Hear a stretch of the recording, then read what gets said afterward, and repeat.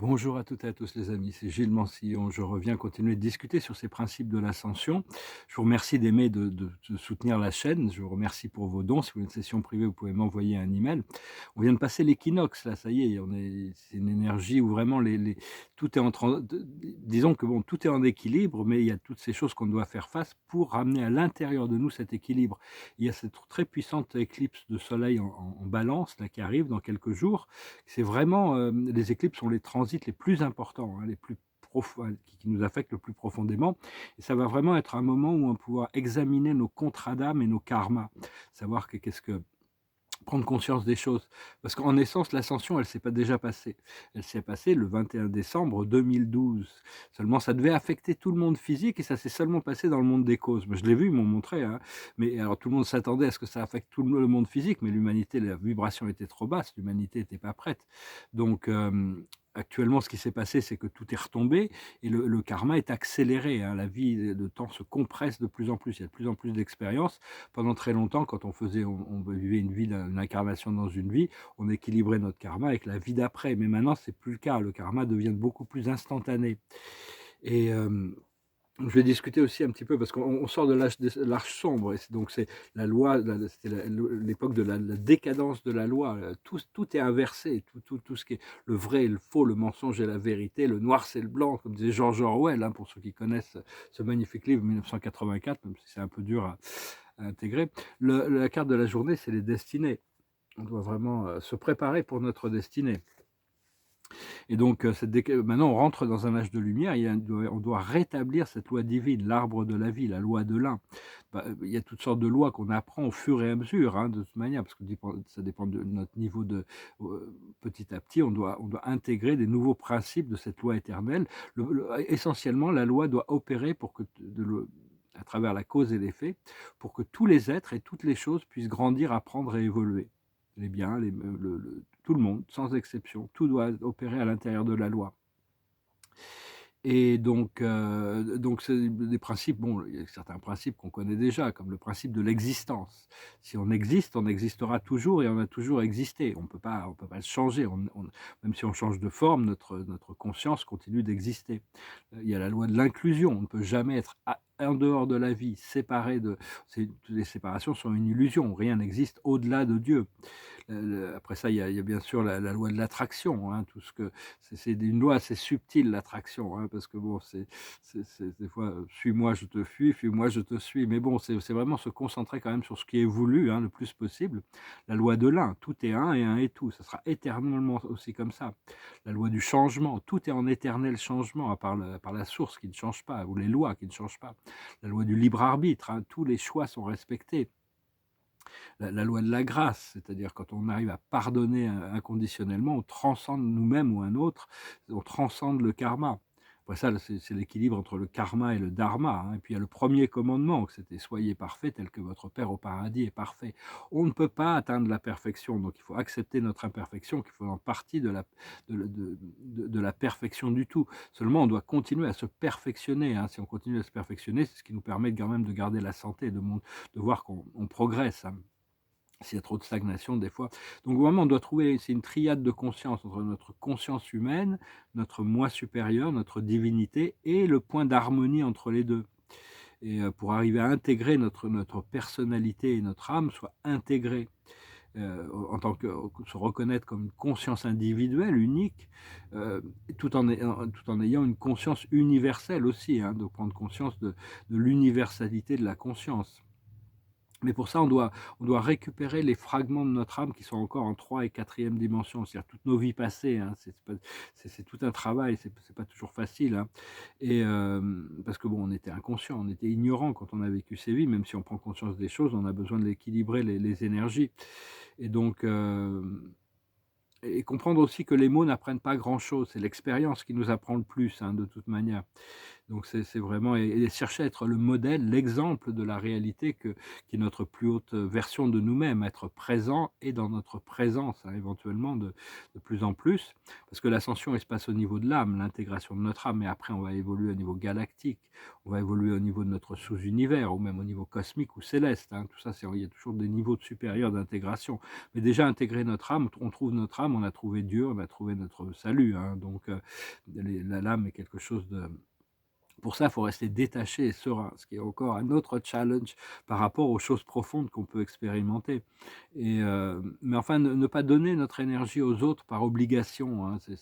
C'est pas, ça rend service à personne, hein. Donc il faut vraiment, arriver à gérer son énergie et s'abandonner le plus possible. J'abandonne tout ce que j'ai et tout ce que je suis à ma surâme, à à l'ensemble du collectif qui est mon moi supérieur. Plus on peut s'abandonner, au plus on peut cette conscience peut travailler pour arriver à aligner les choses pour nous.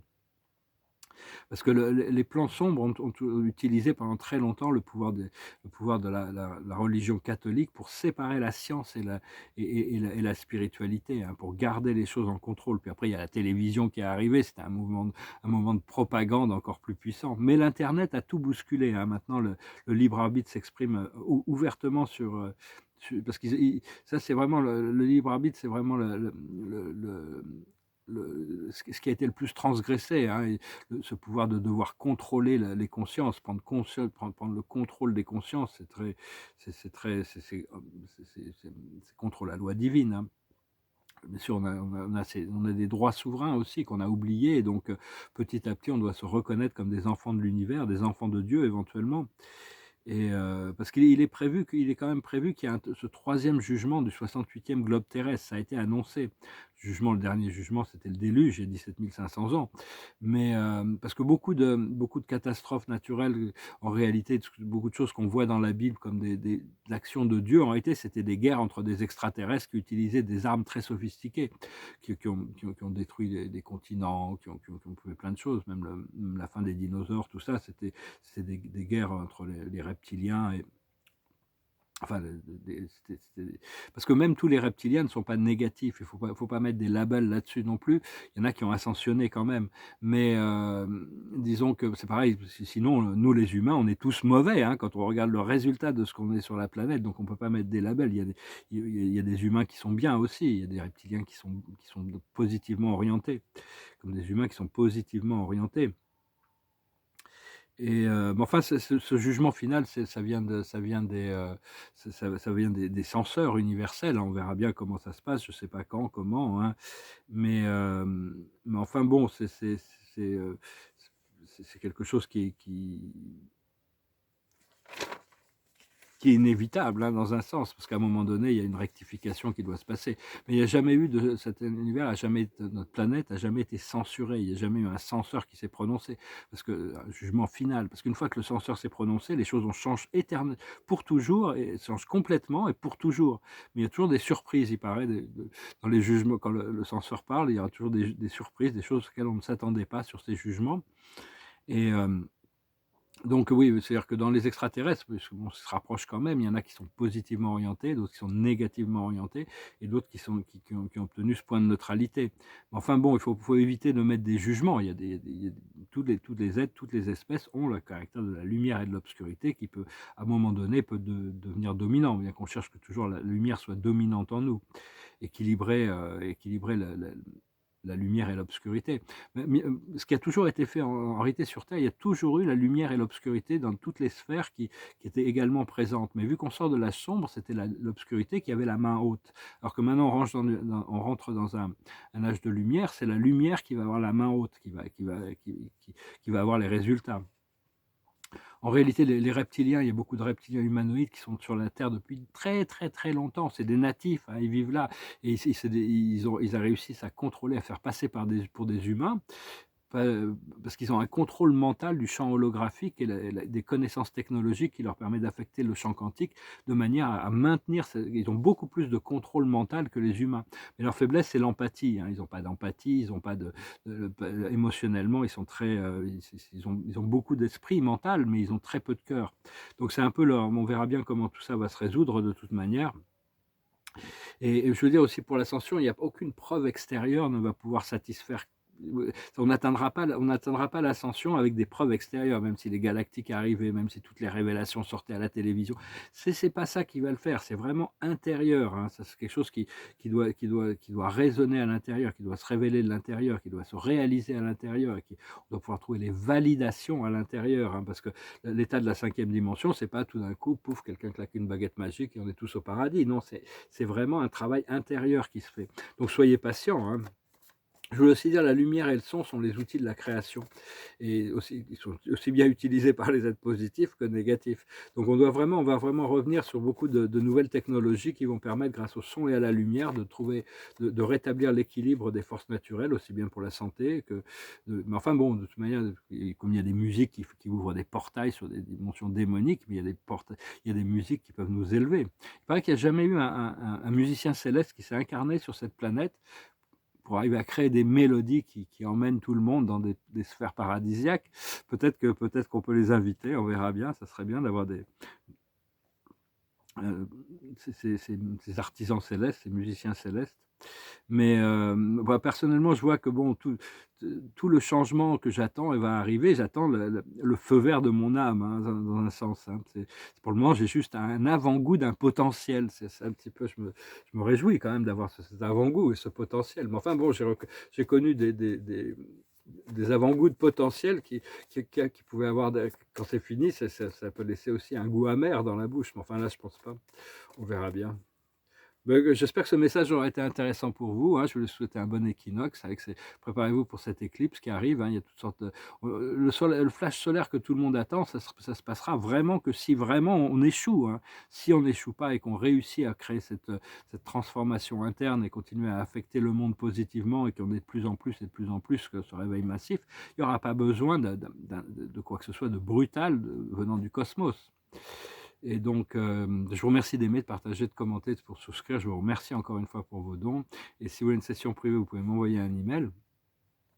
Je tirais quelques cartes avec la cache, c'est notre ADN, c'est nos mémoires cellulaires. On est constamment affecté par ces mémoires cellulaires. On est en train de, et là, on doit mettre fin aux guerres et aux batailles, hein.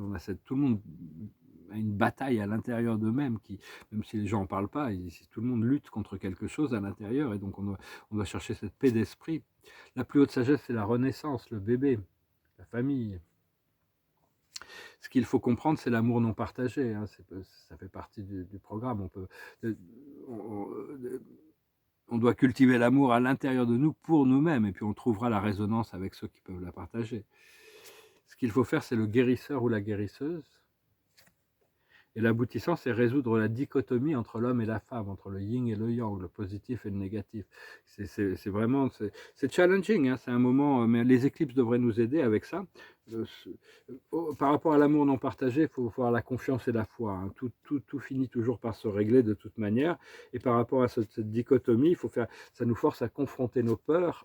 Et il y a la réémergence de cette conscience d'Atlantis qui va ressortir. Même si bon, ce qui est prévu pour l'humanité, c'est quelque chose de supérieur en conscience. Atlantis a été la plus haute civilisation physique et matérielle qu'il y a eu sur Terre. Il y a eu 200 000 ans d'âge d'or. Mais disons que ça va, c'est la conscience qui est attendue ici sur Terre, c'est quelque chose par rapport à cette nouvelle âge d'or, ça va être quelque chose d'encore supérieur, hein. Donc on va voir comment ça va se passer. Pour le moment, on reste bien connecté dans le présent. On lâche prise, des choses auxquelles on lâche prise, et on contrôle les choses qu'on doit contrôler. Je vais finir avec une chanson. Et puis je tirerai quelques cartes, pourquoi pas tirer quelques cartes. Je vais finir avec une chanson qui est une chanson légère, qui nous invite à célébrer l'arrivée du matin. Ça s'appelle Morning Has Broken. Just like this. Morning has broken like the first morning. Blackbirds has spoken like the first bird. Praise for the singing, Praise for the morning, praise for them springing fresh from the world. Sweet the rain you fall, sunlit from heaven, like the first dew fall on the first grass. Praise for the sweetness of the wet garden, sprung in forgetfulness, where his feet pass. Mine is the sunlight, mine is the morning, born of the one light, hidden so plain. Praise with elation, praise every morning, God's recreation of the new day. Morning has broken like the first morning, blackbird has spoken like the first bird. Praise for the singing, praise for the morning, praise for them springing fresh from the world. Alors bien sûr, on emmène toutes les énergies avec nous de la veille, on se réveille généralement, mais bon, tous les jours sont différents, tous les jours sont nouveaux, hein, c'est la recréation du monde. Voilà. Voilà, aujourd'hui, l'observateur, on doit faire ce qu'on peut pour lâcher prise du stress, hein. Respirer, faire des choses qui nous détendent, qui nous relaxent. La plus haute sagesse, c'est la participation. Il faut être participatif, il faut continuer à collaborer dans cette complétion. Il y a une complétion intérieure. Ce qu'il faut comprendre, c'est les célébrations. Il y a des célébrations qui arrivent, même si bon, on les a pas encore, on peut pas vraiment encore les manifester. Il faut les ressentir déjà. C'est quelque chose de très intime, très personnel, très profond.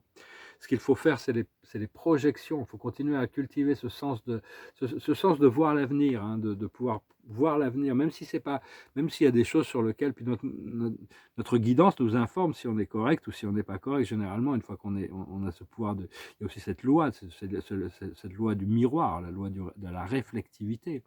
Parler des lois de l'univers. Donc, enfin bon, on peut pas tout comprendre, mais bon, il faut continuer à projeter l'avenir que l'on veut voir devant nous et se convaincre qu'on y est déjà. Et ça arrive, c'est la complétion qui va arriver, hein, à travers ce procédé.